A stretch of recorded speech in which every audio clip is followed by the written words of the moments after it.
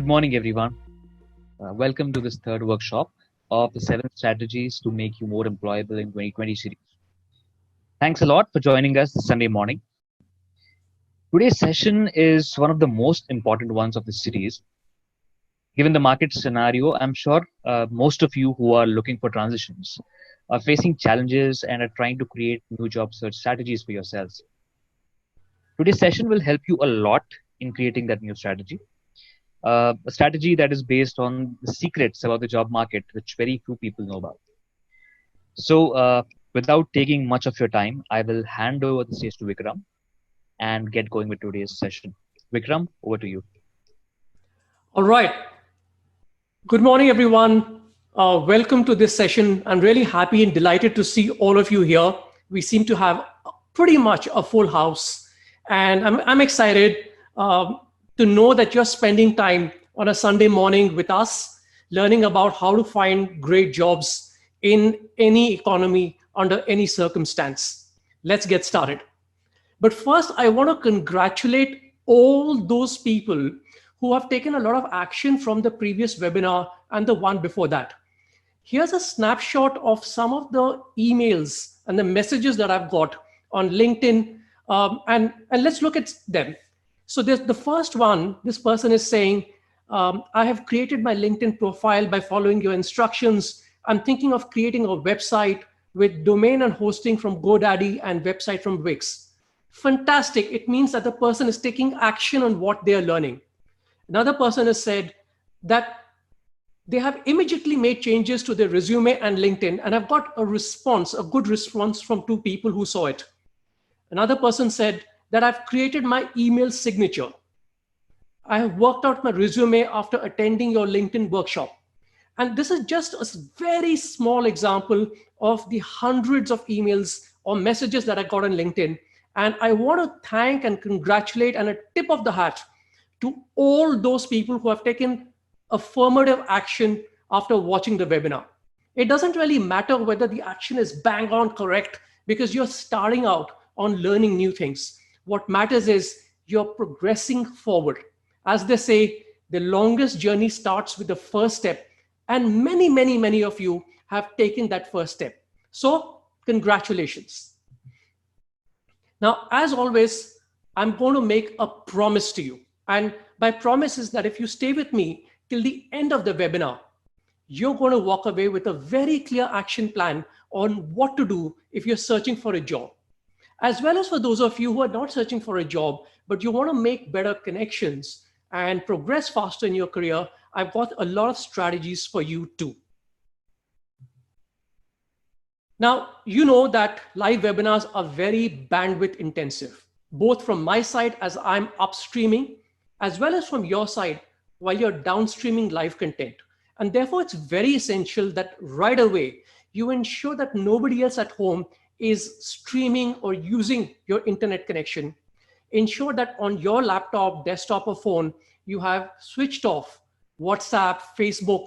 If you're watching it on a laptop or desktop, keep your mobile phone on silent, switch off email, basically all those distractions, because my promise to you is we're going to have a rocking half an hour, 45 minutes together before we get into the Q&A.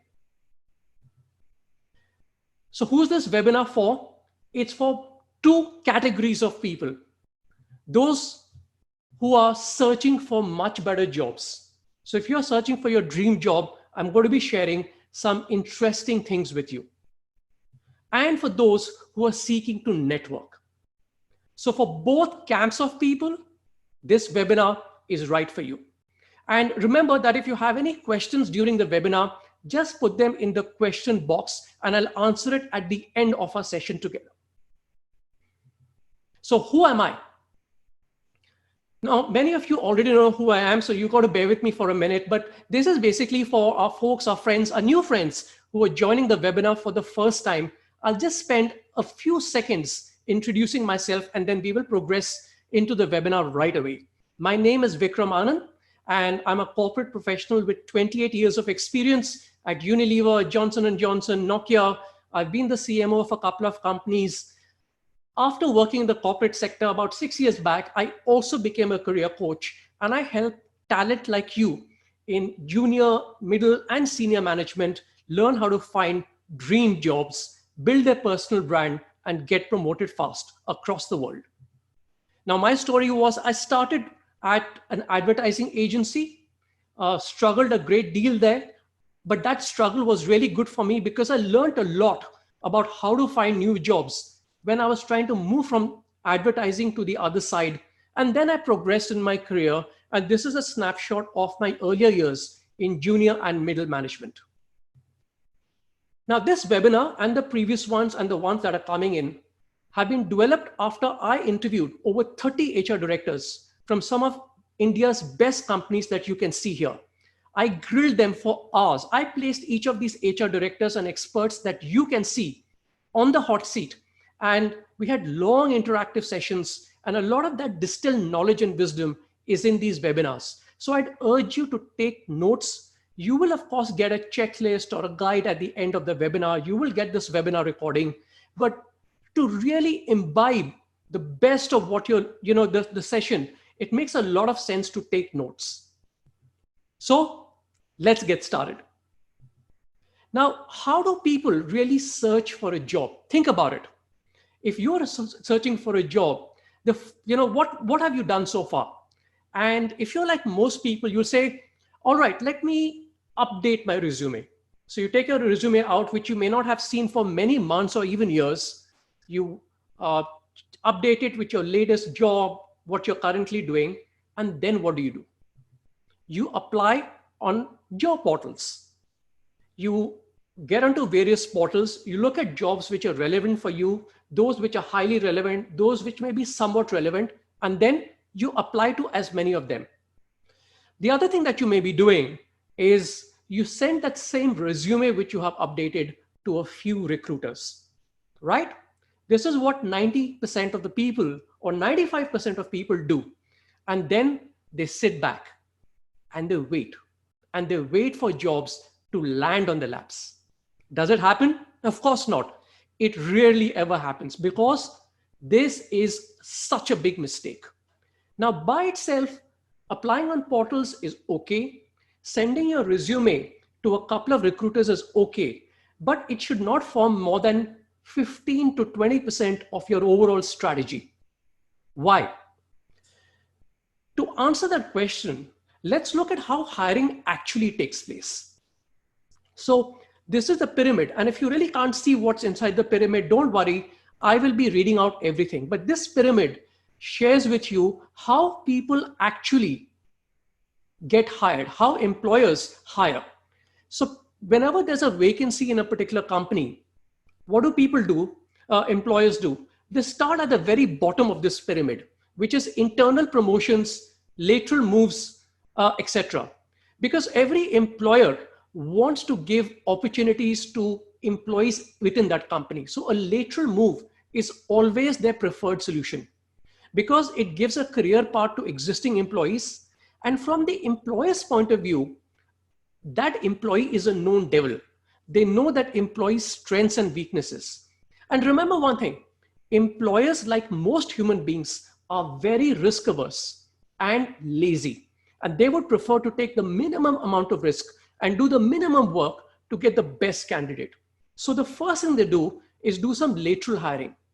Now, if that's not available, if that's not possible, then they have the employee referral program. And what is the employee referral program? Really simple. They tell their employees, hey, we've got this vacancy in our company.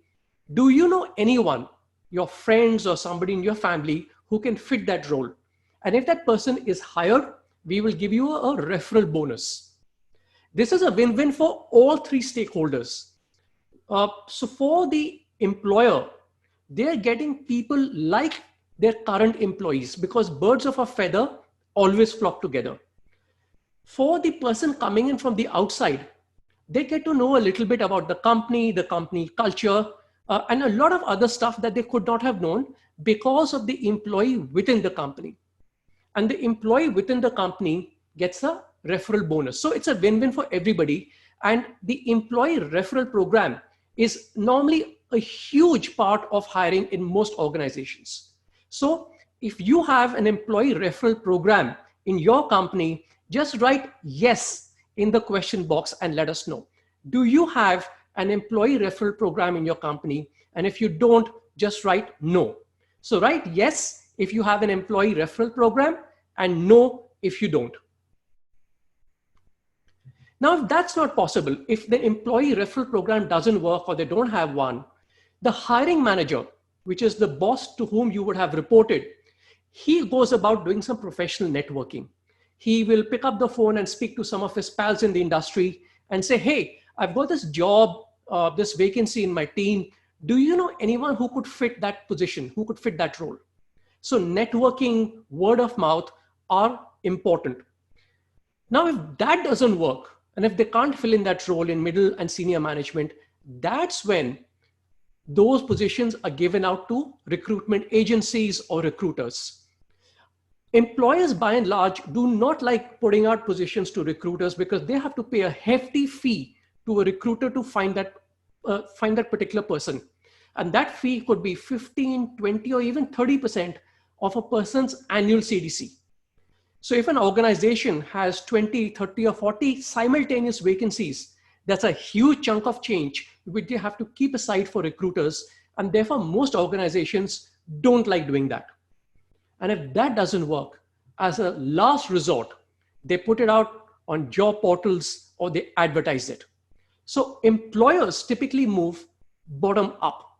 They start at the bottom of the pyramid and then they move up. Now, can you guess what most job seekers do?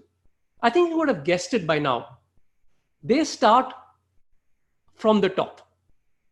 Most job seekers start at the top. They look at portals. They look at recruitment agencies, which have the minimum number of jobs, but with maximum amount of competition because all job seekers start there. And then very few of them actually go down the pyramid because you're shy of networking and telling people you're searching for a job. So networking, word of mouth, employee referral programs, all of them get left behind. And that is a huge pity. So when you apply on jobs at job portals, look at the amount of competition, 1,600, 1,400, 4,000, 5,000 applicants for a single role. And this is not just for this particular portal. Across all portals, whenever there's a good role, thousands and thousands of applicants apply for that particular position. So the chance of getting that job is normally negligible when it comes onto a portal. You have to get the job before it gets advertised. You have to go into the hidden job market. And that's what we're going to be learning today, how to do that. Now we come to our friends, the recruiters. So this is a little picture of your quote unquote friendly recruiter. And the question I have for you is, are recruiters on your side? Think about it. Are recruiters on your side? Now you may think they are, but my submission to you is, this is what you need to see. Let me just put this out of the way. So the recruiter is asking you a question. Do you pay me a fee, my friend? Do you pay a recruiter a fee to help you find a job? For most good jobs, with most good recruiters, the answer is no, because they are paid by the client. So why should they have your interest at heart? Sure, if you have the right talent, they will take your resume along with the resume of maybe a dozen other people and give it to the client because they want to give the client choice. The client wants options. You are just one amongst a dozen candidates. That's the problem. So recruiters should be a part of your strategy, but please do not rely on them for two reasons. You're not paying them, so they don't have your interest at heart. And most of the best jobs don't reach them, except for very super specialized roles. So job portals and recruiters should be a small part of your overall strategy. Don't spend more than 20% of your time there. 80% of the time has to be spent in a different manner. So what do?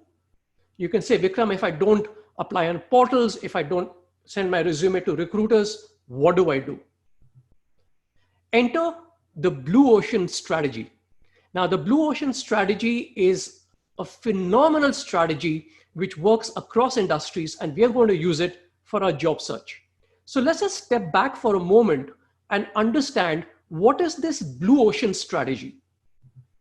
It was coined by two management consultants and university scholars, Chan Kim and Rene Mabon. And what they said was that in any industry, there are two types of markets which can exist or coexist. You can have a red ocean. And a red ocean, if you can see the text on the left-hand side, the red ocean is characterized by intense competition, where you're competing for market share, but the market is not growing. So there are loads of competitors, a lot of competition, and the only way you can grow is to beat the competition. The demand is limited. You're exploiting existing demand, and therefore it's a lose-lose. But most mature markets are basically red oceans. Contrasting with that, you have a blue ocean, and a blue ocean is completely different. So there is uncontested market space. The competition is completely irrelevant in a blue ocean. I'll share some examples with you in just a second. You're creating completely new markets with new demand. And therefore, it's the aim of any person or any company to move into a blue ocean. You can go up to Google after this webinar and learn more about the red ocean and blue ocean. And chances are very high you'll see that in your current industry, wherever you're working, you're probably in a red ocean, because very few companies have the insight and the courage to create blue oceans in their existing company, in their existing industry. So let me give you some examples to show you how blue oceans are created. And let's start with something that most of us can relate to, which is music. I'm talking about iTunes. Now, way back in the 90s, the music industry had two strong characteristics. One was that whenever a rock band or a music group or a movie released their music, it was on a CD. You couldn't buy one particular track, you had to buy the entire CD or a music tape. There was a lot of competition between the music companies, and people, that's the end users, were ripping the CDs and distributing illegally the music tracks. It was a bloody red ocean, and everybody was losing. The music companies were losing because they were losing on the money they would have made, since people were illegally downloading tracks. The artists were losing money because they were not getting royalties. And the user essentially had to buy the whole CD if they were not willing to illegally download tracks. Now, Apple saw this, and they had already released MP3 player, their iPod. So what they did was they went to all the music companies and said, listen, we are creating a blue ocean. We will tie up with you strategically. We will share 70% of the revenue with you. In return, we will create an ecosystem where you will allow the end user to download individual tracks. And that completely redefined the market, because the end user was able to use his iPod or an MP3 player, especially the iPod, to download and buy individual tracks rather than having to buy the entire album. The entire user interface of iTunes was world-class. It was possible to curate all the music, so on and so forth. And therefore, iTunes created a complete blue ocean from a red ocean, which was characterized by a lot of competition. Here's another example, Bloomberg. Now, Bloomberg is the world's #1 disseminator of financial information to traders. But way back in the 80s, when the leaders were Reuters and Dow Jones, that information that they were disseminating was not to the traders. It was to IT managers. So they had very elaborate, complex, and slightly clunky ways of disseminating real-time information to IT managers in large organizations, who then disseminated the information to traders.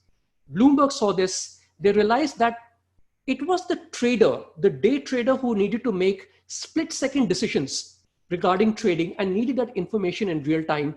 And they created a whole market which catered only to traders. To cut a long story short, within a few years, they beat Reuters and Dow Jones, and today are the #1 player in their market. Let's think about Canon in the copier space. So for a long time, Xerox completely dominated the office copier space. And those copiers were huge, they were large, they were industrial in nature, because Xerox focused on the purchase manager as their customer. And the purchase manager wanted a hassle-free, maintenance-free solution. But the user of that copier was not the purchase manager, it was the secretary. And secretaries did not like such large, bulky one. They wanted a small, easy to use, friendly desktop version of a copier. Canon saw this. They shifted the competition, completely made them irrelevant by focusing on secretaries and the end user as their customer, and they dominated the copier space after a period of time, along with HP. Quicken. Now, Quicken is a software to manage your finances, and it's for the end user, customers like you and me. Before Quicken came around, there were loads and loads of financial softwares for CPAs, for chartered accountants, for cost accountants, but they were very, very complex. And the average person who's not a financial wizard would have a lot of difficulty in understanding them. So the average end user was using paper and pen, or maybe an Excel sheet or Google Sheets to manage their finances. What they really wanted was simplicity. So Quicken came along much after these so-called complex softwares, and they created the blend between a very user-friendly software, which did everything that the end user wanted, but they kept the end user like you and me in mind. And they quickly dominated the end user B2C financial software space. And the last example today is NetJets. Now, NetJets is a company which owns a private fleet of about 1,000 plus private jets for corporate executives around the world. Now, for companies who have very senior CXOs, they have two choices when it comes to international travel or even domestic travel. One is business class and first class, and the other is to actually own a jet. And both come with a lot of disadvantages. So if you own a jet, obviously it's extremely expensive, maintenance costs are very high, and unless the jet is used very frequently, you can't really justify the cost of owning one. But if you have, for example, a CEO, and the CEO has to travel around the world, then even business class or first class is very time consuming. There's a lot of time wasted at airports, security issues, and so on. So NetJets saw this, and they decided to own a fleet of jets, which are then leased out to you by the hour. So a company does not have to own a jet. It's like time sharing. They own a certain amount of time, and NetJet guarantees you that you will have a jet which you within 4 hours of placing an order. That jet is then leased out to you by the hour. So by looking at the aviation market with a very different lens, they created a complete blue ocean, and they were able to dominate it, and they're extremely, extremely profitable. All these companies that I've given you examples of are really profitable. Let's take all of this, of all these examples, and now look at the job market. That's really what we're discussing today. Now, the job market has the open job market. That's really the red ocean. Very few jobs and tens of thousands of job seekers. And then the hidden job market, which has a lot of jobs, but very few job seekers, because most job seekers don't even know that the hidden job market exists. And typically in any industry, in middle and senior management, the hidden job market is more than 80% of the entire market. The reason you don't hear about it is that you don't even get to know that it exists. That's the nature of the hidden job market, because it remains hidden. So you've got to ask yourself, take a strategic call. What do you want to do? Do you want to jump into the left side of the ocean, which is characterized by the red ocean, which is very, very bloody, lot of competition? Or do you want to move to the right side, which has less competition and a lot of jobs? And if your answer is the blue ocean, which I'm sure it is, let's move ahead. To understand the blue ocean, you've got to look at this job search funnel, because this job search funnel is going to be your best friend here on. Now, most job seekers in the job search funnel focus at the bottom end of the funnel, the blue dots. It's a big mistake. A savvy job seeker who's understood the blue ocean, the hidden job market, will focus at the top end of the funnel, will focus on getting the maximum number of leads into the funnel and nurture them over a period of time the jobs will automatically follow. So how do you do that? To do that, we're going to now shift from a presentation to a real life action. We're going to get into my screen and I'm going to show you how to tap into the hidden job market. And to do that, let's take an example that we are an enterprise sales manager at Microsoft searching for our next job. Okay, just an example. You can do this for almost any company, any position, your position. But to show you an example, I'm just assuming that we are an enterprise sales manager at Microsoft. Now give me a minute for a sip of water and then we'll proceed. Okay, so I'm going to get out of PowerPoint and I'm going to share my screen with you. Okay, now this is my LinkedIn screen. And I'm also going to open another tab. Let me just do that for a second first. Give me a second now. How do we do that? Okay, so I've opened another tab. Now, the first thing you've got to do is, if you're searching for a job, get into Google and put in 3 search phrases. So if you've got a paper and pen right now, I'd like you to note this. The first phrase is 2020, or the year you're currently in, which is 2020 right now. 2020, India, fastest growing companies. Note, 2020, India's fastest growing companies. The next phrase is 2020, India's best employers or most admired companies. These 2 phrases are really important. Now, the reason fastest growing companies is important is because fast growing companies are likely to hire people. Companies which have matured, which have plateaued, which are not growing fast, are not likely to hire. And when it comes to most admired companies, obviously, all of us want to work in an admired company, right? So let's do that. And what I'm going to do is I'm going to type in 2020 India most admired companies. Let's see what comes up. Okay, most respected companies, most admired companies, India's most admired companies. Okay, but this is 2009. Let's see what comes up. Most admired companies. I'm going to open this up, right click and open. And most admired companies, but this is 2012. Let's see if there's anything else here. 2020. Okay, let's look at the result which we've got. This is a 2009 article. Now, obviously, you need something which is very relevant. So this phrase does not seem to be working. I'm going to change it to India's best places to work. Let's see what comes up.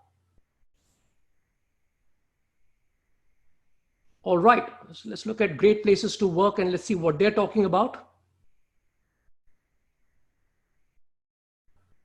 Let this load. India's best companies to work for 2020. All right. So this is a very recent article. Let's open this up.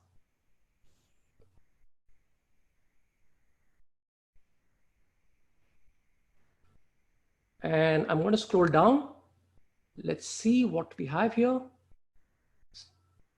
Great. Now I can see the best places to work in India for 2019 because the 2020 results are not out. So that's fine because I'm seeing if I'm working in Microsoft, that SAP is one of them.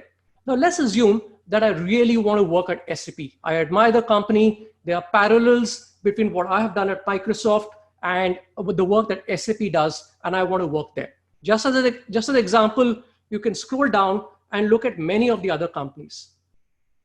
Remember that when you make a short list of companies, don't take only one company from this list.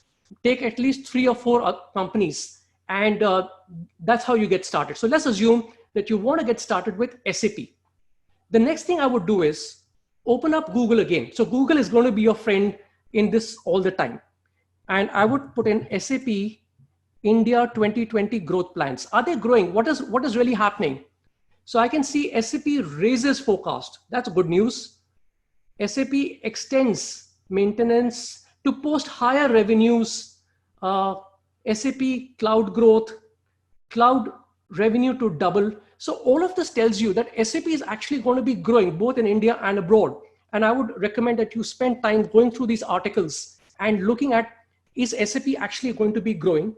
So if it's an admired company and it's going to be growing, then SAP should certainly be one of your targeted companies. Now I'll just shut down all these mails and I'll respond to them later. Just give me a second. Okay, so we have decided that we want to connect with, we want to scope out SAP more.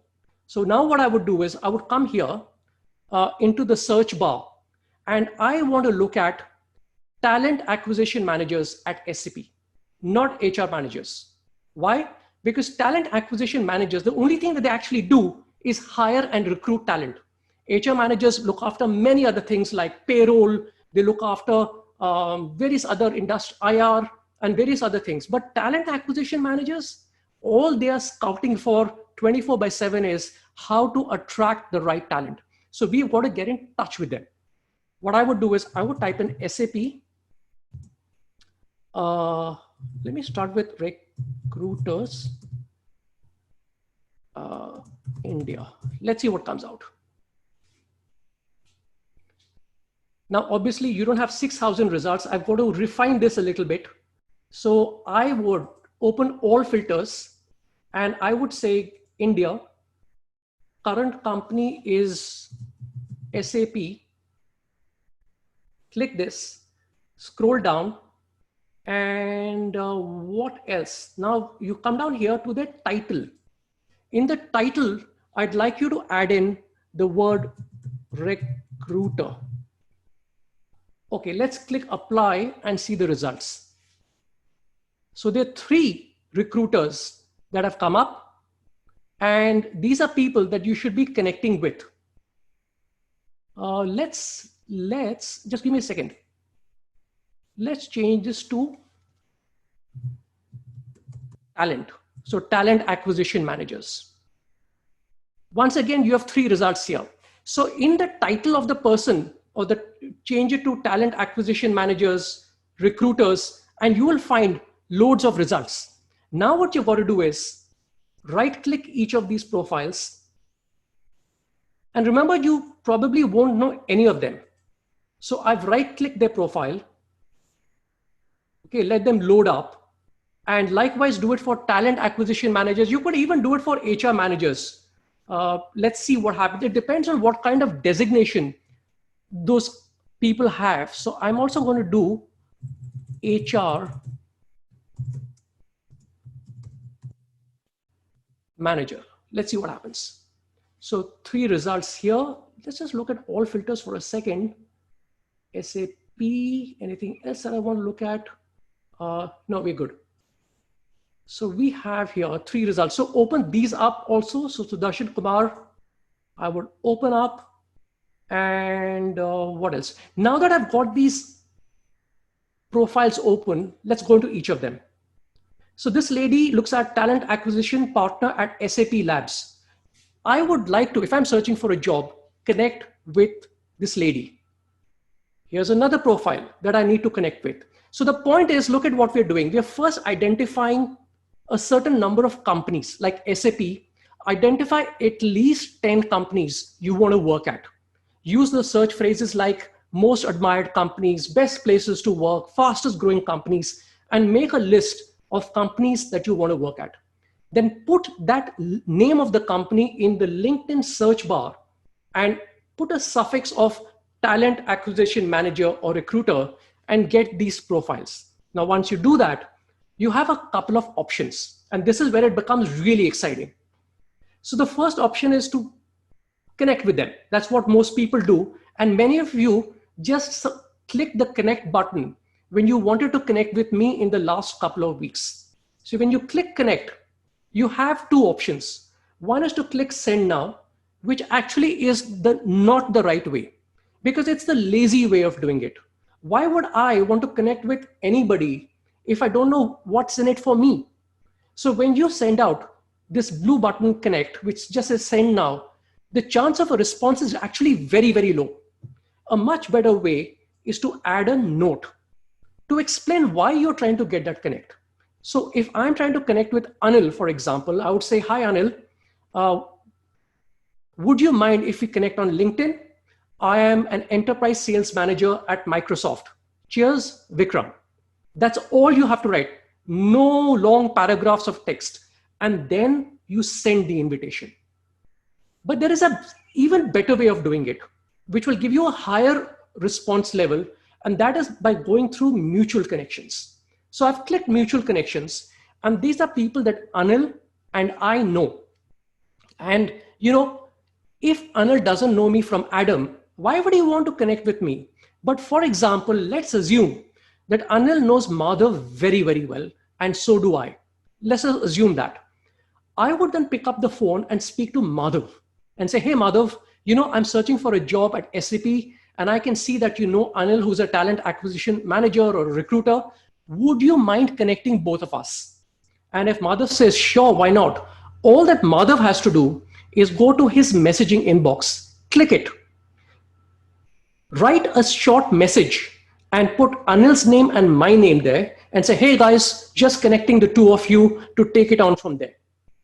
That way, Anil and I get connected, and I can then take on the conversation thereafter. So this is a much better way of doing it. But guess what? This is still better way of connecting with people without having to wait for a long period of time. Both these routes are fantastic, but there is a smarter and sharper and better way of connecting with as many people as you want by using some software. So what software am I talking about? Let's open up a software called SalesQL. Now, SalesQL belongs to a boutique group of software which allow you to get the email address and mobile numbers of people on LinkedIn without connecting with them. How do they do that? They have a API integration with LinkedIn, and I'm going to show you exactly how it works in just a second. So what you would have to do is go to salesql.com. Now, if you look at the pricing plan, they have a free plan, and that's what I'd encourage you to use. You don't have to pay $39 a month. The free plan will give you 100 credits a month, which means you can get the email addresses of 100 people every month through SalesQL. And at the end of 30 days, the meter resets to 0, so you can start again. Now, let's assume you sign up, you create your account. So I'm going to my dashboard because I have an account here. And let's assume right now that it's completely empty. When you sign up and create your SalesQL account for the first time, they will give you a Chrome extension to put in your Chrome browser, and you can see it here. Can you see this? This is the SalesQL Chrome extension. Now, let's go back to our friend Anil, and let's assume that we want to find out his email address and we are not connected with him. How would you do that? Once you open up this particular profile, click this extension and let it do its magic. So I would then just press this blue button and wait for a second. And voila, you have Anil's email address. You have his personal email address. And if you had paid for the paid plan, it even unlocks the mobile numbers. Now, remember that this is legal, this is ethical in the perspective that there are lots of companies which have softwares which do this. So like SalesQL, there is another company which I want to share with you called getprospect.io. Let me open that up. They also have a free plan which gives you access to 100 emails per month. Now, in the B2B space, for those of you who come from a B2B background, for enterprise sales managers who are trying to get in touch with other people on LinkedIn, this kind of software is extremely useful. And the third software, this is the third and the last that I'll share with you today, is called Hunter.io. Now, Hunter works slightly differently because it's not integrated with LinkedIn. But what it does is you go there, and they also have a pricing plan. So let's look at their pricing. They also have a free plan, and you can put in 50 requests a month, and you can sign up to create your account. But you can also do a little bit of free stuff without signing up. So let's assume that I'm trying to find out what is the email structure of emails at SAP. And I can see these are actually, what Hunter does is it scrapes the internet looking for validated sources. So you can see the green tick marks that it's validated email addresses of people at SAP. And once you create a free account, you can get more searches, and you can find specific email addresses this way. So normally when I want to find an email address and I want to make sure it's absolutely accurate, because the accuracy levels of all three of these softwares is between 70 and 80%.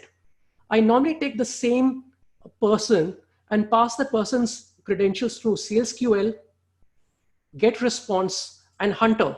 And then when I'm really sure it's the same throughout, I know I've got a validated email address to connect. Now, let's assume that you've connected with Anil. The next thing you would do is connect with the others and the others. So essentially what you're doing is you're connecting with a lot of people on LinkedIn in your targeted company. So at least 10 people, 10 talent acquisition managers. So what you've done earlier is you've selected 10 companies. Then for each of the 10 companies, you're connecting with 10 talent acquisition managers or recruiters. That means you have a database, a lead base of 100 people to connect with. So let's assume that of the 100 people you write to, a certain percentage, and what that percentage is depends on your LinkedIn profile. So in an earlier webinar, we spoke about how to create a world-class LinkedIn profile, because if somebody wants to connect with me, normally I always look at their profile and try to figure out, do I want to connect with them? And if your LinkedIn profile is world-class, the chances are very high that the talent acquisition manager will accept your connection request. Now, once they've done that, please do not ask for a job. Not yet. It's too soon. When you ask a company or a talent acquisition manager for a job, you're making a huge debit in that relationship. And you cannot make a debit in any relationship until you've made a credit. Think about it. If you open a bank account today and you haven't deposited 100 rupees, can you withdraw 100 rupees? Can you withdraw even 1 rupee? Assuming they don't give you an overdraft feature. Of course not. You have to have credit before you take a debit. And likewise, in any relationship, be it here or even in your personal relationships, you cannot make a debit unless you have sufficient credit. So now what we have to do is we have to create credit with all of them. And how do you do that? You have to raise your visibility on their radar. How do you do that? By writing to them at least once a week with the latest and greatest that's happening in your professional life. So for example, if you've won an award, write to them about it. If there is some industry news, assuming you're in the same industry, send them a link to that article. If there's an interesting white paper, send it to them. More importantly, if you are publishing articles, even short ones on LinkedIn, send a link of it to them, asking them for their views and opinion. I had mentioned earlier that to build your personal brand, you should be publishing content weekly. And now the two of them come together. You're publishing content weekly. You have a database of people you want to connect with. These are talent acquisition managers in the best companies that you want to work at. And when the two come together, you are emailing them high quality content that they want to receive week after week for 6 to 8 weeks. Once you do that, over a period of time, guaranteed, you will raise your visibility on the radar, and they will scratch their head and figure out, who's this guy, who's this gal who is connecting with me so often and sending me this wonderful stuff. They will check you out on LinkedIn, and some of them will then ask you for a meeting. So in the lead funnel, You start by getting all those leads, and then you nurture them. That's the central part of the funnel, by this proactively sending out high quality information. You are now a content publisher. Okay, so now we have a technical problem, which is we have, let's say, 100 leads at the minimum, maybe 500 leads. How do you write to all of them at the same time? You can't use Gmail, and I don't expect you to use Gmail to write 500 emails a week. So you've got to use any of the following tools, and there are many more. So one that you all could be familiar with is called MailChimp. Now, MailChimp is an automated email software. So go in there, create your free account, and when you look at the pricing plan, let the pricing plan open up. Let's look at it. They have a free plan that you can see here, which gives you the ability to email out to 2,000 contacts, and you can send out up to 12,000 emails every month free.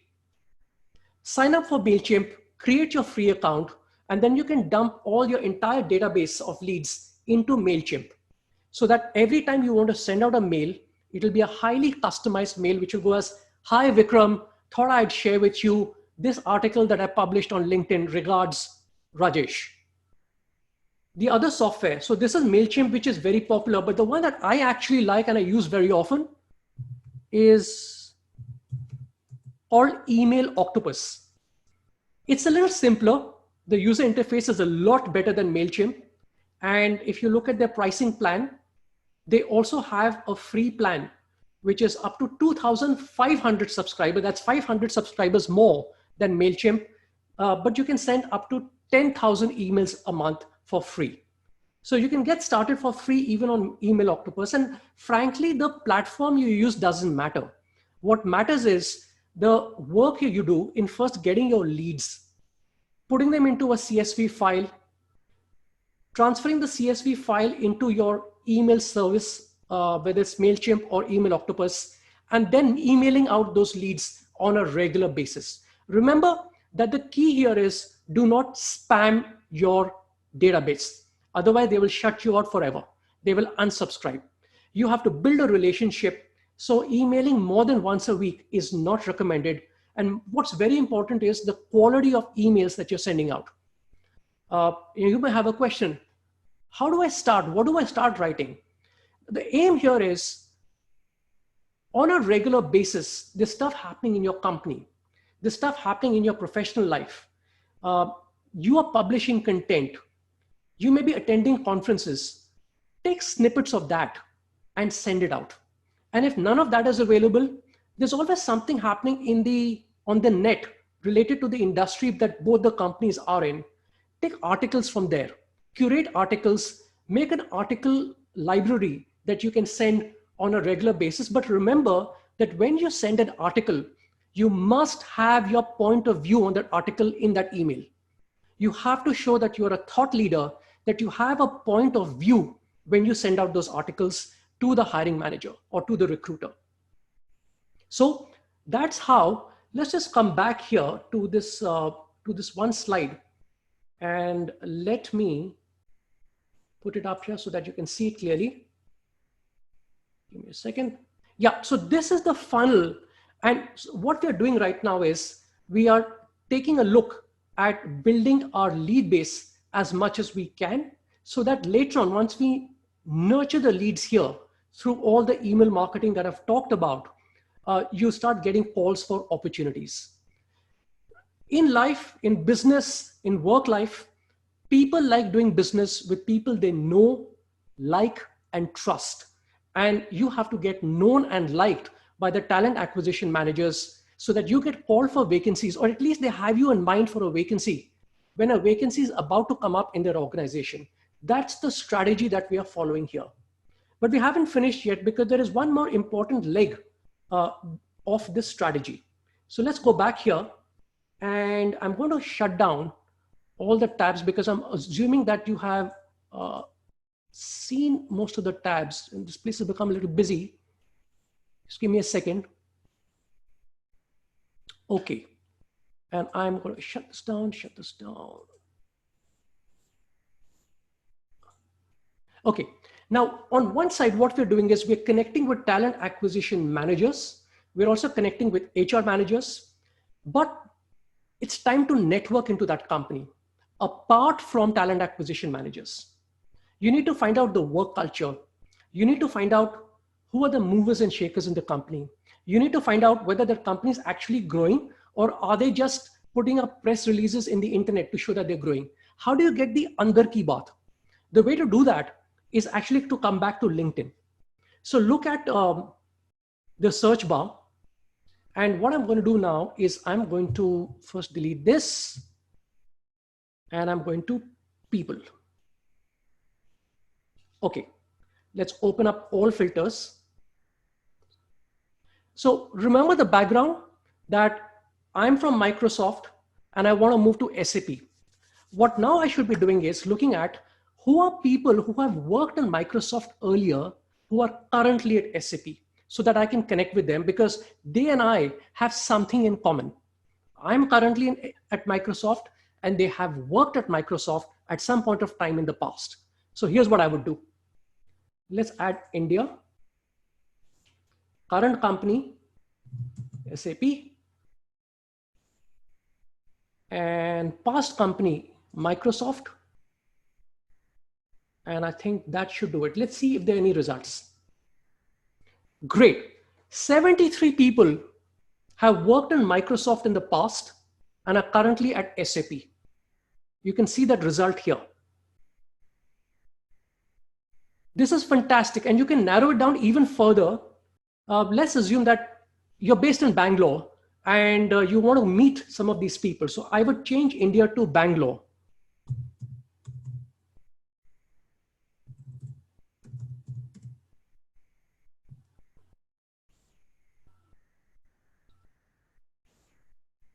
And click apply. And now the 73 results have come down to 33 results. So the 33 people in the same city that you are in or I am in this example, who have worked at Microsoft and are currently working at SAP. Go through this list carefully. And remember that I am an enterprise sales manager, and I can see that Saurabh Pandey is enterprise cloud sales, and he's worked here. So I would open up his profile. Sales director, SAP, fantastic. I would open up this profile and go down that way and keep opening up profiles which are relevant. Now, once you do that, let's look at this profile. So he's currently working at SAP. Am I right? Yes. And what's his background? He was at Microsoft.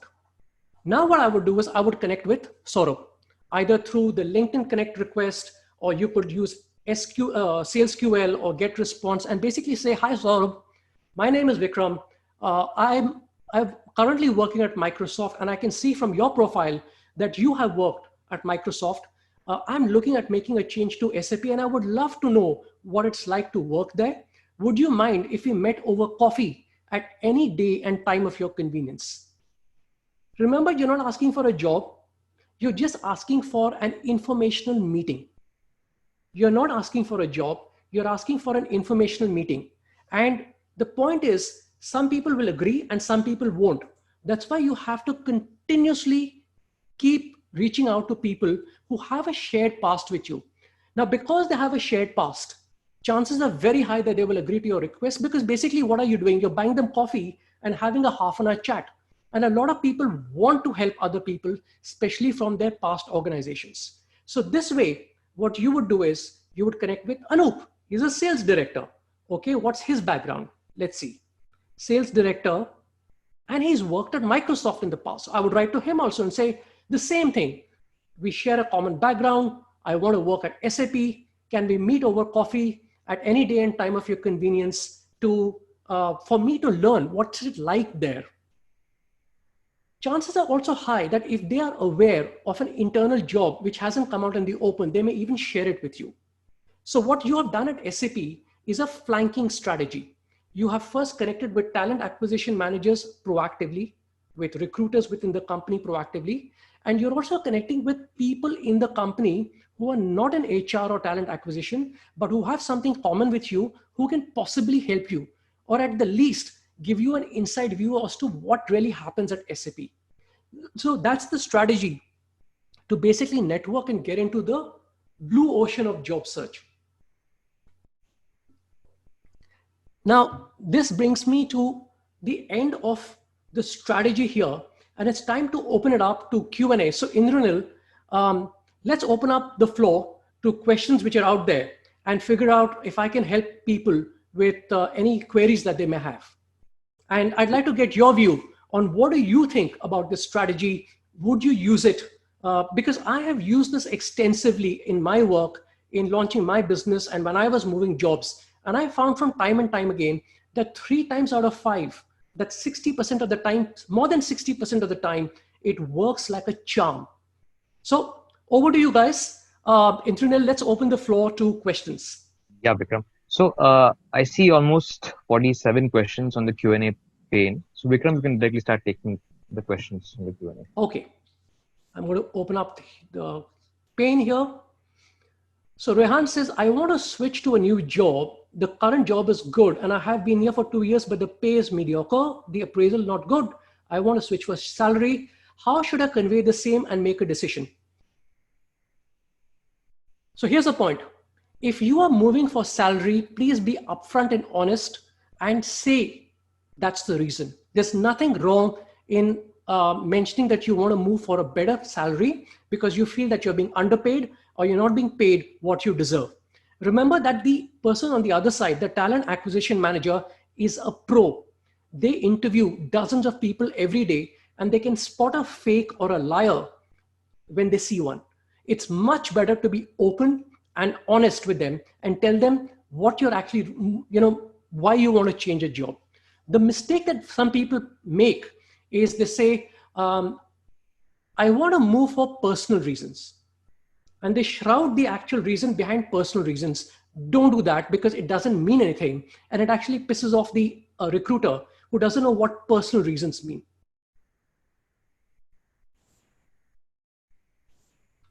Okay. Now, Chetan says, thanks, Vikram. After the last session, I immediately bought domain name. Based on my learnings, I'm ready. Website is live. Yeah, okay. So Chetan, fantastic. This is really good that you have bought your domain and your homepage is almost ready. I'm really impressed with the speed at which you're going.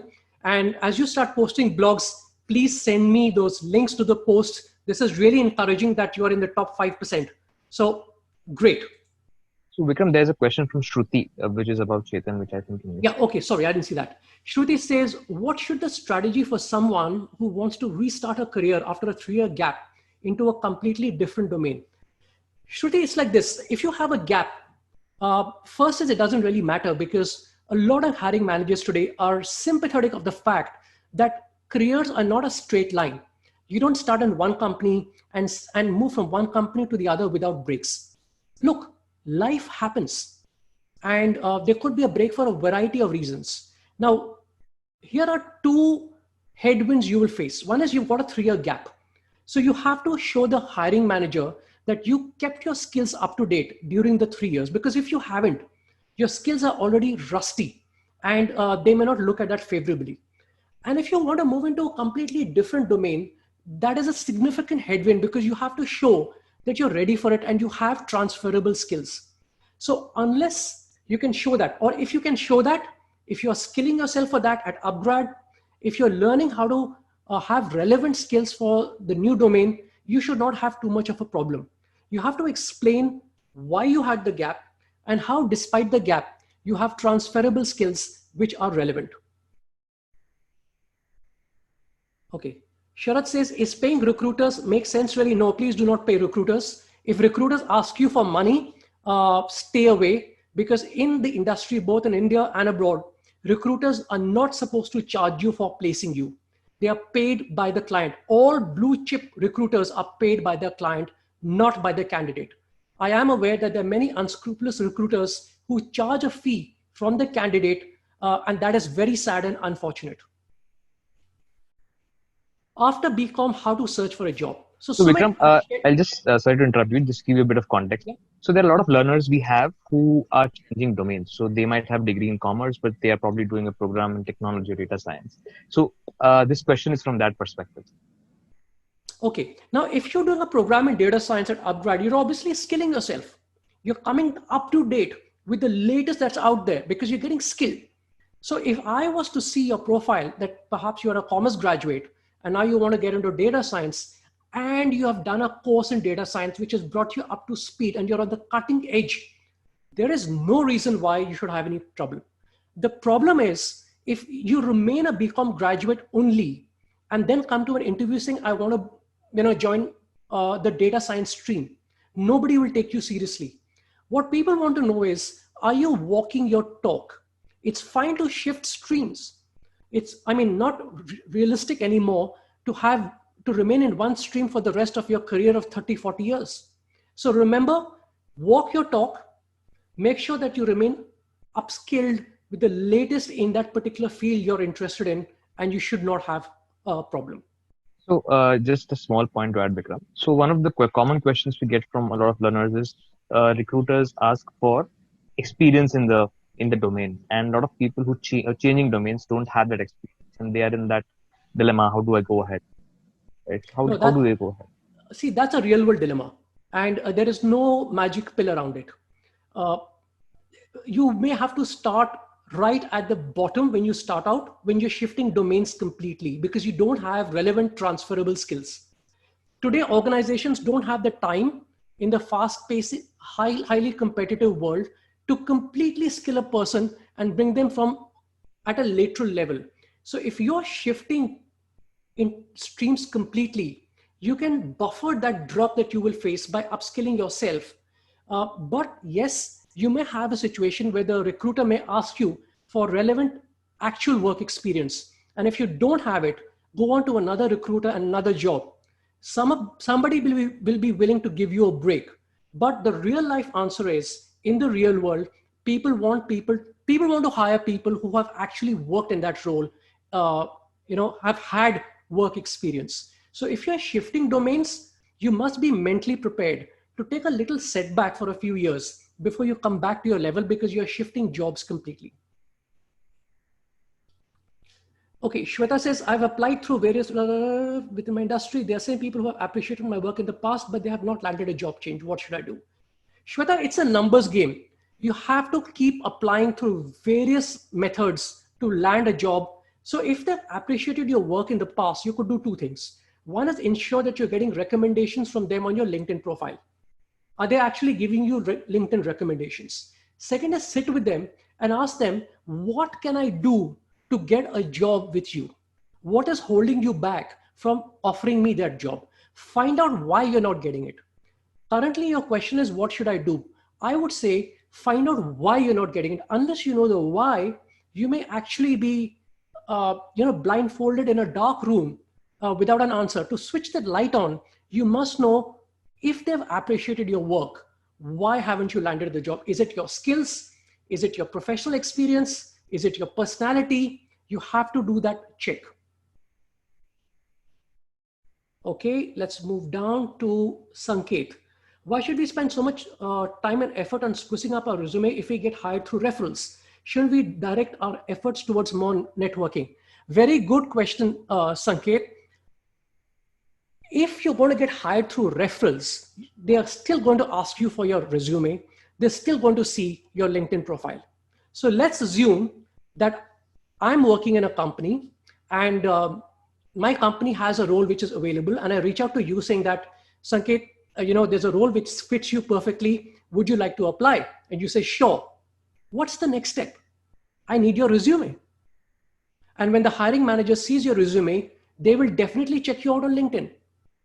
97% of recruiters and hiring managers check you out on LinkedIn when they look at your resume for the first time. So whether you go directly through job portals or through recruiters or through networking, you need to have both your LinkedIn profile and resume top notch, because that's the foundation of your job search strategy. Sagar, are premium packages with job portals worth investing? Now, this is a very personal choice.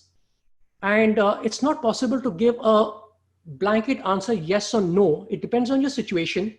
It depends on what is the premium package offering you, and are you able to derive maximum value from it, and which portal are you talking about. So that's the best that I can do on that question. Sharad, for top or senior hiring, what will be the ideal strategy for job search? Is networking the only solution? Yes. 80% of jobs for senior positions don't get advertised. Most of them don't reach the average recruiter. So sure, a good recruiter like a Korn Ferry, Egon Zehnder, Spencer Stuart will have really top-notch roles with them, but you can't approach them, they approach you. And therefore, networking is extremely important. So irrespective of whether you're in junior management, senior management, middle management, please network all the time.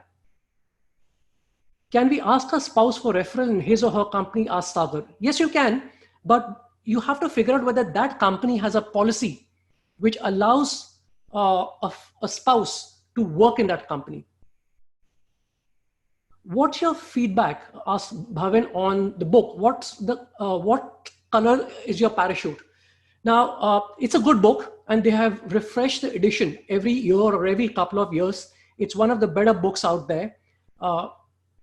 If you can go through it and apply many of the principles, then it's one of the better books that you could read on job search. Satish, hi, there's an option called tools after you make, what happened? Okay, the question list is moving really fast. So Satish, I'll come to your question because it suddenly vanished from my feed. Let me look at Sagar's question right now. Working with startups or small companies, job positions are bigger like head sales, but when we want to get hired in bigger companies, these positions are very big. How to handle it? That's true. The way startups manage to attract talent is by giving fancy designations, right?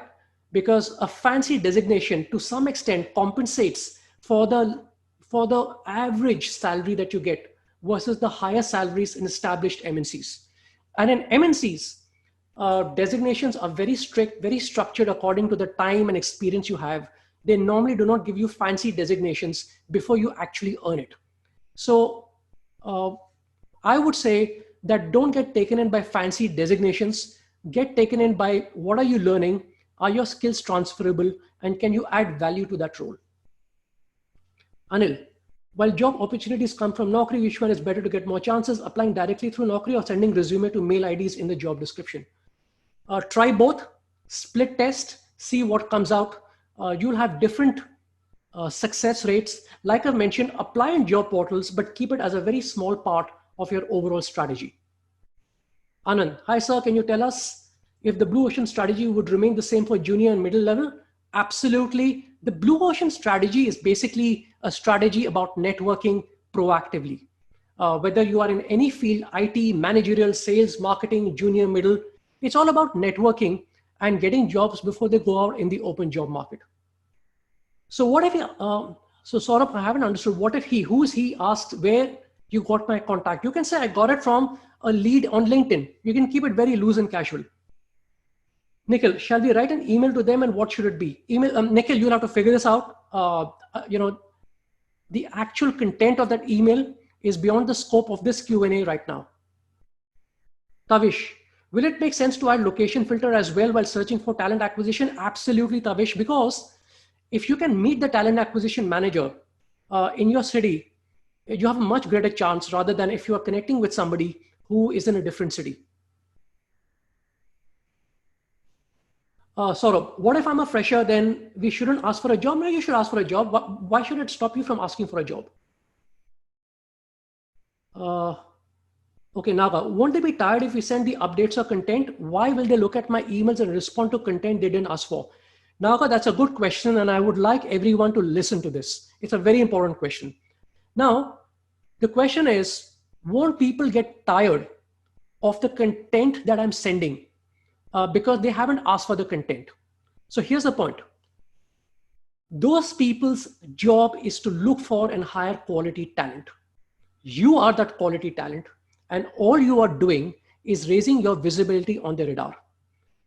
If your quality of content that you're writing is high class, they will not get upset.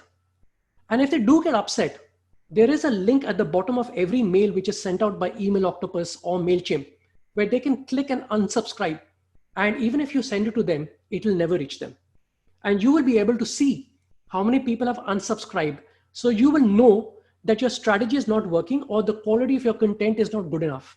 But the underlying factor is some people will unsubscribe, and that's the rules of the game.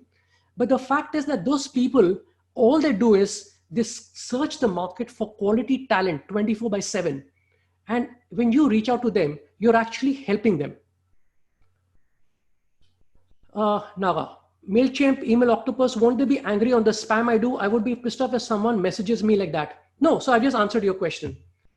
When you message out to them, you can always write a line that I'm sending you content I hope you like, but if you don't, feel free to unsubscribe. And if they unsubscribe, then that's how it goes. But majority of people will not unsubscribe if the quality of your content is good.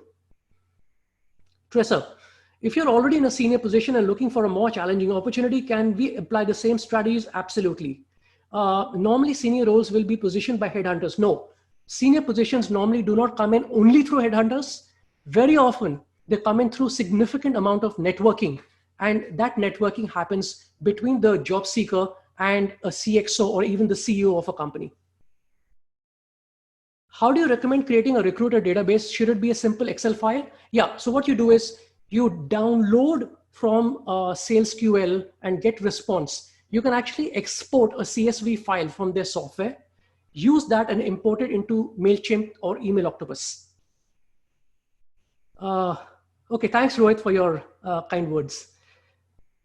Biswajit, how to find out the movers and shakers in our desired company if none from our current company? Use Google to find them. Most industries have their industry journals. Basically use Google search and you should be fine. Lakshya says, I've worked on many platforms over the same company. How will I apply the filter for the admiring company having research and development? Now, Lakshya, this is a very specific question and I won't answer it here because it will not help all the other people on the webinar who are currently listening to it, because my aim is to answer questions which will help a larger number of people rather than a specific person so that everybody benefits. Ishita, what kind of profiles we should connect for networking while searching for a job? Talent acquisition managers, recruiters, HR managers, and then people who have worked in the company you have worked with in the past. Runali, how the strategy can be applied for fresher jobs search or while switching a field? Exactly in the same manner. Watch the recording of this webinar. You can apply it irrespective of your designation. Now, okay, Shruti says, how this connection will work if a person is currently wanting to rejoin after a break, but wants to switch domains. I've answered this question earlier. Vishwas, for a fresher, a beginner, now where did that question go? So Ganesh's question has come up here, and let me answer that because that question has vanished. Ganesh says, once we search the email through SalesQL, is it good to write emails to them directly because there will be several questions will be raised as who gave this email or how did you find this? Now, so here's the point. You can just mention, I got your mail from the net, or I got your mail from a common person. And if they inquire who's that person, you can actually deflect it. Okay. You don't have to mention I got it from SalesQL or I got it from a software.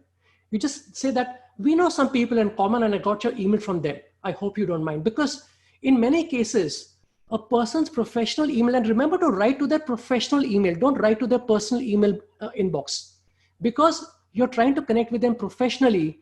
Your email should go into the professional email inbox, not to their personal Gmail account. So if you're trying to write to me, and let's say I'm working in Microsoft. Now, Microsoft's email structure is widely known. So it's no secret that if I'm working there, and let's assume that Microsoft email structure is firstname.lastname@microsoft.com, then it would be vikram.anand@microsoft.com. It's not a state secret. Okay. Most recruiters demand direct messaging where I directly ask for jobs. It saves time for both. So don't you think we should have direct messaging asking them whether they have an open position? Yes, Mohit, you can. So if there's direct messaging, go for it. Who is a hiring manager? Is he different from an HR manager? Good question, Harsha. A hiring manager is not an HR manager. HR manager is a manager from the HR department. Your future boss, that company, who's trying to hire a candidate in his department, is the hiring manager. Alok, would you recommend opting for LinkedIn Premium? No, you don't need it. It's good to have it, but you don't need it because there's nothing in there that you need to search for a job. If you have developed your LinkedIn profile, if you have developed your resume, if you follow the strategies I'm sharing with you, you do not need LinkedIn Premium. Please don't waste that money. How can we use LinkedIn Analytics to refine our content on posts and articles? Abhijit, a great question. Now, what you should do is create an article in addition to LinkedIn, look at how many people are reading it, do a keyword indexing on it. There are many free tools out there which will tell you the quality of your article, which will tell you whether it's well indexed. And it's beyond the scope of this webinar, but then you can look at Google Analytics. You can take that article and put it on your blog and then have it indexed. There are many softwares which will allow you to figure out exactly how good your article is. But the net point is how many people are reading your article, how many people are commenting on it. Those are very soft indicators of how good or bad your article is. If you're writing articles and nobody's commenting on it, then that's a sure-shot sign that you need to improve your writing skills. Anand, can you please share the ideal node if I want to connect with someone I don't know? Beyond the scope of this Q&A, because it's too specific, and that's something that actually you should be doing and using your knowledge, your skills, and start, even if it's not perfect, I would like you to practice doing that. Because if I gave it to you, you would copy paste the template and put it out there, and it may not be relevant or applicable for you depending upon your designation in a particular industry. Anita says, not sure if it's, my question is, would it be weird as a woman if I asked to connect for a coffee? No, it's not a silly question. Actually, it's a very relevant real world connection. To be on the safe side, to connect as a lady, ask for a coffee meeting with another lady. It may narrow down your connects for sure, but at the same time, it's good to play safe, especially if it's a first time connect. Start by connecting with other lady talent acquisition managers or lady employees in the company of your choice. I think it's a more prudent decision. Alaknanda, what should my strategy be if I'm currently out of a job and looking for one? Now, this is a very, very, very high level question. I need to know, why are you out of a job? What kind of job are you looking for? And it's very specific to your particular situation. So I'll have to pass that for the benefit of the others. Kshitij, would sending a request to a sales director be a good idea considering he might be at the top of the chain? Remember that sales directors may be at the top of the chain, but they would love to be connected with action takers, active, proactive people who are reaching out to them. In fact, I have seen that CXOs love this kind of proactive approach because nobody does it.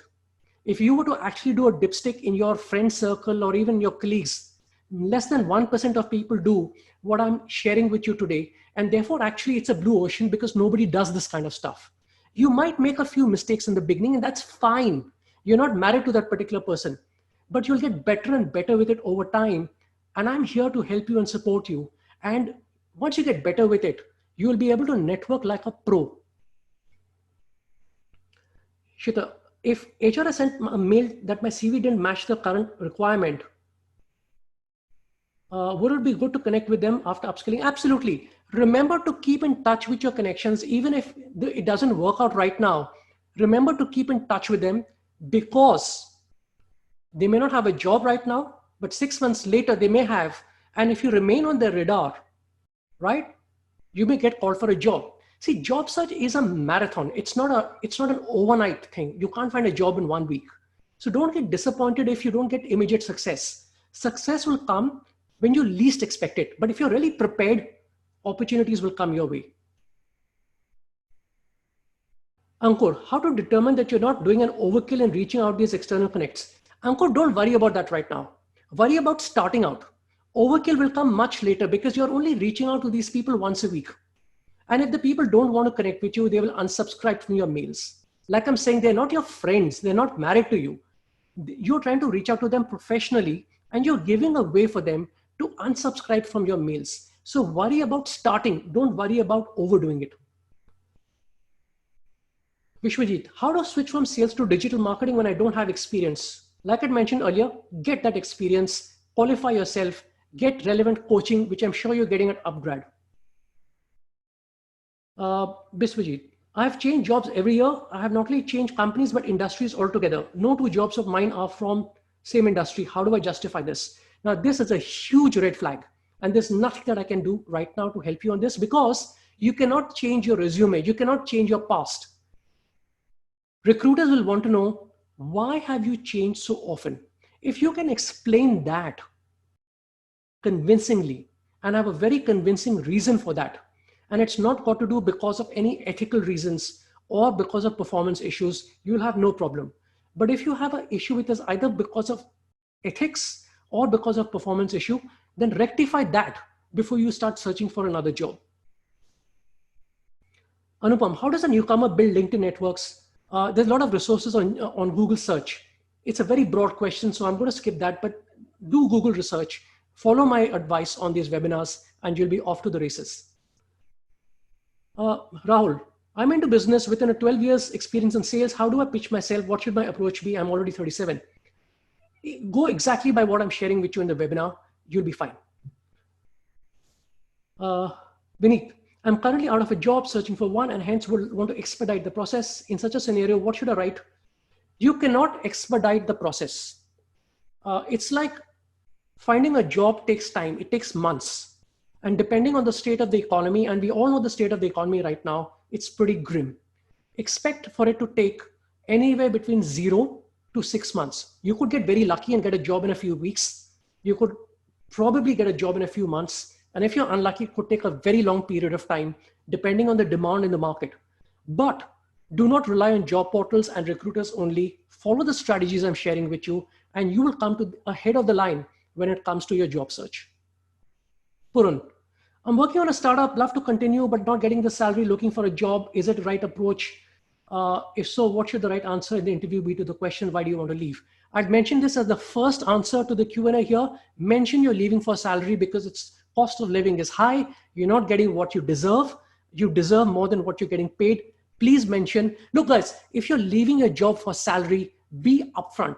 Be man enough or woman enough to say, I need a better pay packet. I'm leaving because of that. Divya, I'm a fresher, finance industry, past experience, where did it go? Past experience was in real estate. Is it possible to get in finance industry in these strategies? Yes, it is, but you have to explain why you're making the move and that your skills are transferable. Rohit, how long should I wait between connecting and then connecting to employers with my technical expertise? There's no hard and fast rule. 6 to 8 weeks. So about 8 weeks, about 2 months of nurturing the leads is normally what I would recommend. Galaxy M40. Okay, I love the name. Considering the COVID situation where many big companies like Uber are firing people, how to select a company where there's job safety? Guys, there is no such thing as job safety. Irrespective of whichever company you're currently in or whichever company you want to move to. Even the most stable companies, or what was thought of the stable companies today, may have to lay off people because companies are in the business of making profit. And one of the biggest costs of a company is salaries for most companies. So if they can retain their profit at the cost of reducing the salary of people they're paying salaries to, they will do it. Remember that companies are not in a philanthropic space. They're not NGOs. So no job is safe. Don't focus on job safety. Focus on employability. And the fact that you're at Upgrad means you understand this. As long as you keep your skills updated, as long as you keep taking courses to remain on the cutting edge of your field, you will remain employable. You could be at the safest company in the world, but if you start doing the same role every single day, weeks and months and years, then you don't have, let's say, 10 years of experience. You have 1 year of experience multiplied by 10. That will make you a dinosaur and prehistoric in your job. Let me repeat that again. If you don't reinvent yourself, every single quarter or every year at least. If you do the same thing that you're doing in your current role year after year after year, then you don't have 10 years of experience, hypothetically. You have 1 year of experience multiplied by 10 versus someone who has reinvented themselves and has 10 years of experience. And a talent acquisition manager can make that out very easily. Rajesh says, please provide, thank you for your kind words, Rajesh. Please provide some good references for article creations. Just do Google search. You will get a lot of them. And I will send you some stuff after the webinar's over through the good folks at Upgrad. Honey says, initially 2 things were mentioned: connect on LinkedIn with a note, pull out emails using some tools. Sharing content over email might go unnoticed. Would it really help get visibility? Think about it this way. If you send your emails to a professional email address, it will get visible. It will get noticed. And if you use platforms like MailChimp and Email Octopus, it does not land up in the spam folders. That's why I recommend you to use those platforms. Don't send emails to their personal email addresses because that's a huge violation of their personal privacy. But as long as you send it to their professional address, you'll be fine. How to answer the weakness question or achievement question? If achievement questions are not as big in expect terms, what level of achievement they're expecting? Abhijit, I will answer this in a future webinar when I talk about what kind of questions are asked in interviews and how to answer them. Shreya, I hope I've got your pronunciation correct. Continuing from the last session, I was making an email stamp. Should I add my current company designation and name in the email stamp in my personal email ID? Good question. No, don't do it. Don't do it. Mention your name, your social media handles, your email address, and your website if you have one. Don't mention your designation or the current company. My question regarding email marketing aspect that you discussed, I'm working in data analytics. How relevant to send domain related articles to HR acquisition managers? Why would they be interested? Okay, so Rishi is asking a really interesting question. Rishi is in data analytics. Why would a talent acquisition manager be interested in articles on data analytics? Because the talent acquisition manager is responsible for hiring people in the data analytics field. He may not read that article completely, but when nobody writes to him and then you start writing to him with articles, with suggestions, talking about yourself, what you're doing is not basically increasing his general knowledge. You're raising your visibility on his radar. That's the aim. That's the strategy. Resh, hello. After an interview with HR manager and hiring manager, there is no update. How do you follow up? I'm going to answer that in a future webinar. How do you follow up? And in fact, should you follow up? Varun, lost a job due to COVID-19. How do I convince employers to hire me? If you have lost your job due to COVID-19, there's normally absolutely no issue. People are very sympathetic about the fact that the industry is going through a temporary crisis. As long as you have the right skills and you use the strategies I share, you will be able to bounce back very quickly. Sanjay, if someone around 25 years of experience lost a senior leadership role due to restructuring, what should be the best strategy? Sanjay, this webinar, follow the strategies here. Network, network, network. The previous webinar talked about building your brand. This webinar talks about networking. If you combine the two, that's the answer to your question. Sharad, hello. A lot of us in a particular domain and after upgrading skills using Upgrad would move into new domain. Any advice? Sharad, I've answered that earlier. When you're moving across domains, show how your new skills are relevant. Hiring organizations want to see relevancy. They appreciate the fact that you're learning something new. All you have to show is that whatever you're learning new is relevant for that role. Because I'm a BA, did product management from Upgrad, getting views on my profiles, but none is approaching for a job for product management. I'm applying to companies with a similar domain, but in most companies in the same domain are rejecting my profiles. Resume looks fine. As per career service, what could be the wrong here? The current market, guess one is the current market. The other is whether you're following the strategy or not. Don't just send out your resume and then expect responses back, because that's what 99.999% of people are doing. Follow the strategy that I'm sharing with you, experiment with it, and then let me know how it goes. Ronak, could you please share other ways to connect apart from using LinkedIn? Ronak, at least start with this way. Start with this and then take it on from there. There are many, many other ways, but I don't want to overwhelm people. LinkedIn is a place where professionals connect online. It's the best way to get started. And the other way is basically building your brand and using that. But that's more complex. It takes a little bit more time. So LinkedIn is the best way to get started. Anupam, I've spent 15 years. I was a talent pool asset. Now telecom is not doing great, not promising. How to go about it? Anupam, this is a very personal, specific question. I'm going to skip it because it would not help the others. Anand, the same here. Because now I'm seeing a lot of very personal, specific questions. And if I spend time answering those questions, it will not help the others. So please ask me questions which would help everybody so that everybody on the webinar can gain from it. So what if there's a personal reason behind the gap, asked Subrata?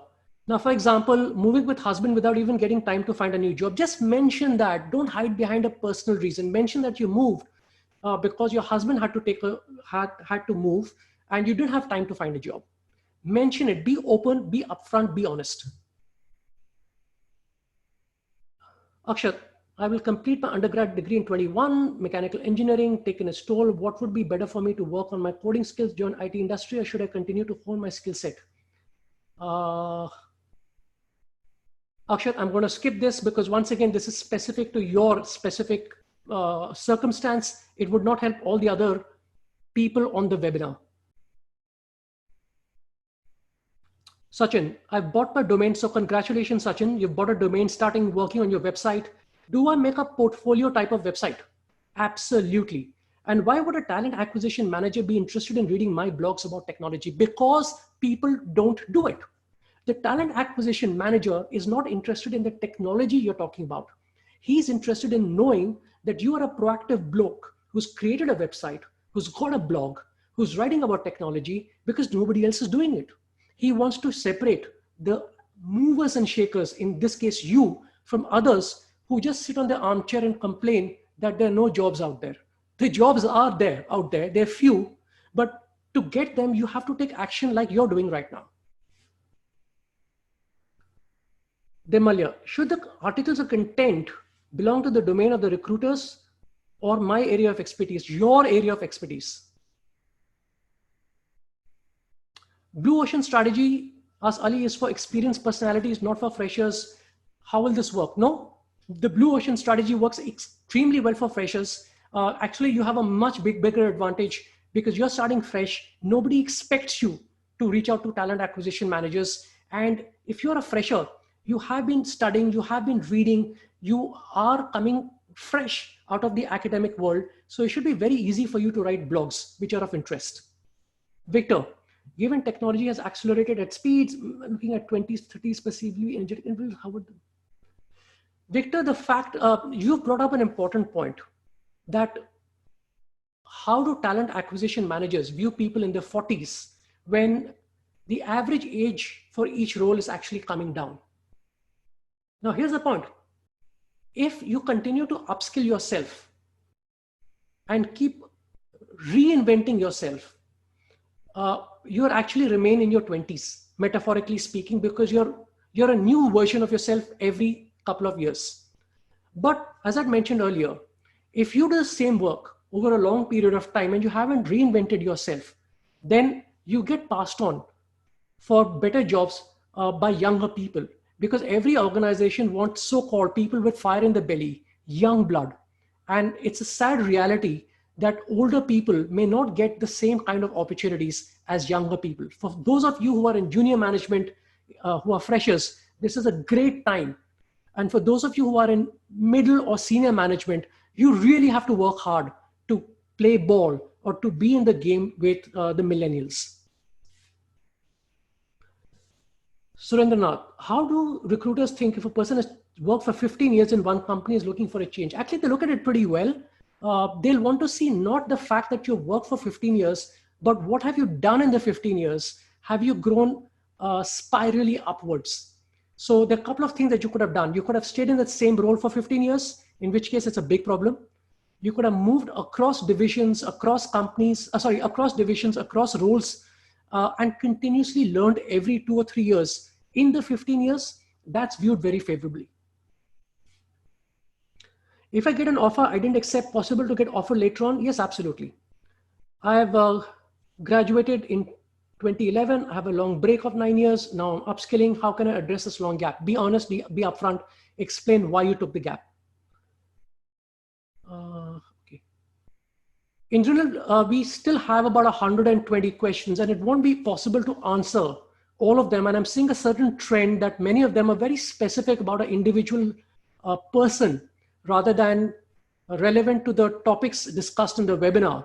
So perhaps later, if we can block them into patterns, and I can take them offline and discuss them in the subsequent webinar, because I won't be able to do justice to the 124 questions which still remain unanswered. What do you think? Yeah, sure. I think, yeah. And the questions are coming. I think people have a lot of questions. So what we'll do probably is we'll try to analyze the questions and group them into categories, and I'll send it over to you, Vikram. And we'll try to address, because most of these are not specifically about the topics which we spoke about. So it's from a lot of topics which we're going to cover later on in the series. Yes. So we can answer these later on also. So I'll do that, Vikram, not an issue. Great. So let me wrap up before I hand over to Indranil. And I can now stop sharing my screen. I can switch this off. So guys, thank you very much for being with me on a Sunday, for spending time. I hope you like the Blue Ocean strategy, but more importantly, I hope you take action on it, because all the webinars in the world, mine and the others that you're listening and watching to, are meaningless unless you take action on them. For those of you who have connected with me, who are taking action and sharing with me the work that you're doing, congratulations once again. For the others, please get started. I'm going to be your cheerleader in supporting you and help you as much as I can. And with that, over to Indranil to wrap up our session today. Thanks, Vikram. So thanks a lot, Vikram, for patiently answering the questions. And the session was awesome. So as it's called Blue Ocean because most people don't do it because it's time consuming and a lot of work.